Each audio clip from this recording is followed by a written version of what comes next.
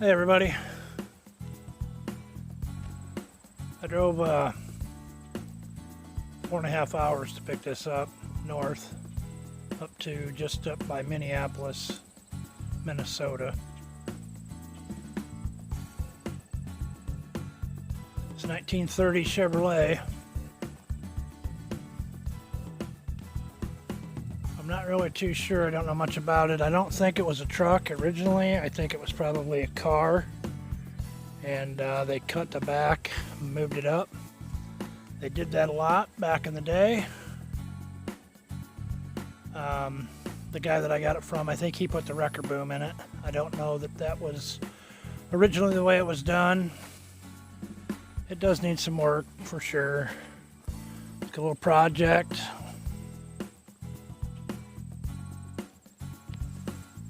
How well you can see it, it's pretty sunny. I can't hardly see nothing in the viewfinder, so if it's out a little bit or you can't see it, it's sorry for that.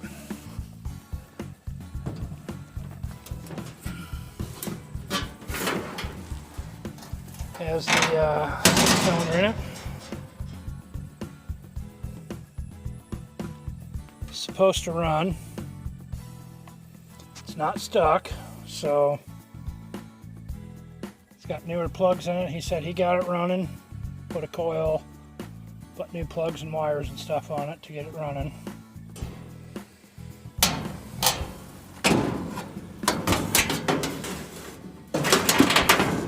We'll need some work before it's drivable, that's for sure. The headlights are good. The lenses. Get around here to the other side without killing myself here.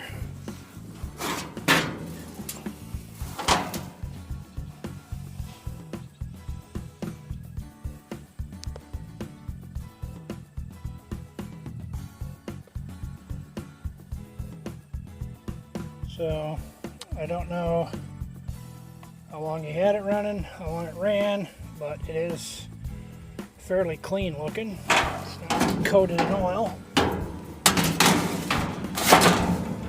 Has the original cowl lights in it. One there and one over there. The windshield is good for the most part. Don't know if it's the original windshield or not, or how they done it. The interior is, well, you see, it's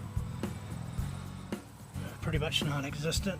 The seat frame is there, so, or a seat frame is there. Don't know if it's the right one. I had a 1930 Chevrolet 3-window coupe a long time ago. Had the wooden steering wheel, so I'm assuming that's not the steering wheel, original steering wheel for it. I don't know how much of that you can see. It's just pretty dark.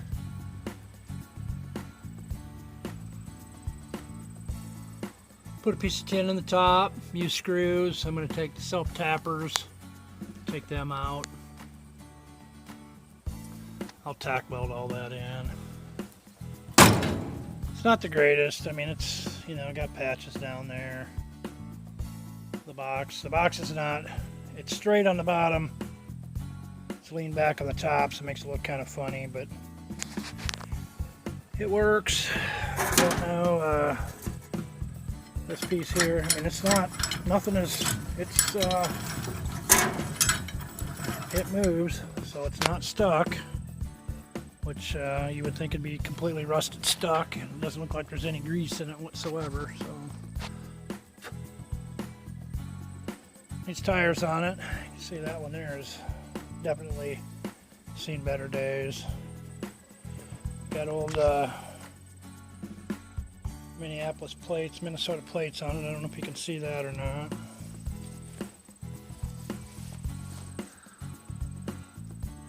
So it is 1930. I have a clear title for it. It is a Universal. That's what they were in 1930, was a Universal. They made Independence. I think in 31, 32 is Confederate. So on. They made a Deluxe, a Master Deluxe. Radiator's all good. It does have the honeycomb radiator behind that screen. That screen is original.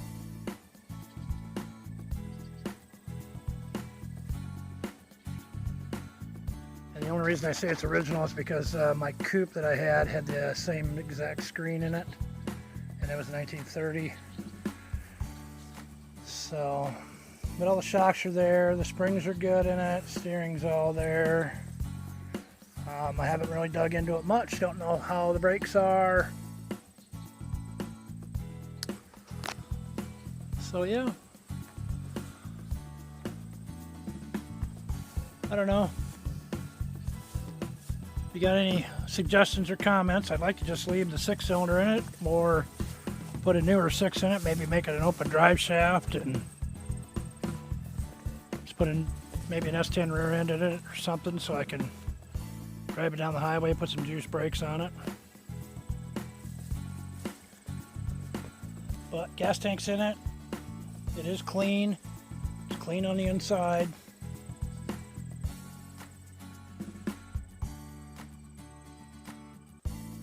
So yeah, I'm gonna take this one home. I got it out at my farmhouse now. I'm gonna take this one home. I get to pull the record boom off of it to get it, I think, to fit in my garage. I don't think it'll fit in there with my record boom on there. So, and I'm not sure I'm keeping that on there or not. My wife likes it that way, but I'm not real fond of it. But I mean, the more I look at it, it is kind of a cool piece. They actually took some channel iron. That is like C-channel, and they bent that thing up, comes to a point, and I don't know, kudos to them. I don't know when it was built. I don't know if it's a factory thing or some homemade thing. It does have some pieces that look like it's just been welded together. So I don't really know nothing about that. I'll have to take that off in order to get it in my garage at home. I just want to get it to where it starts, runs, fires up. I'm going to change everything over to 12 volt. I do know that, whether this motor runs or doesn't run, or I do something different with a motor and a tranny, it is definitely going to be 12 volt. I am going to convert it over. They run so much better on 12 volt than they do on the 6 volt. So yeah, if you like what you see, like I said, sorry I didn't, took some video when we got there and loading it up and stuff, and I don't know what happened to all that. And the guy's got a horde there, and he's got some pretty cool stuff. He's a real cool dude, and he's got some pretty neat stuff. A lot of signs, a lot of gas pumps, and you know, some of you people may know who he is out there. And but if you like what you see, comment, subscribe, just hit the like button. That's, if you don't want to comment or subscribe, just hit the like button. I promise it won't hurt your finger at all. Just hit that little button, but if you like it, you want to subscribe, hit the bell, notify you when I put the next video up on this. I'm not done with the other rat rod yet. I haven't had much time to work on it. Our vending, we have a food concession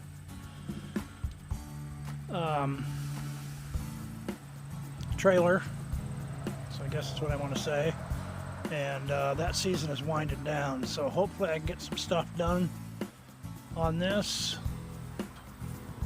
get some stuff done on my other truck before the snow flies. So, but hey, thanks for watching, appreciate it, and come on back, stick around, we'll see you on the next one. Thanks.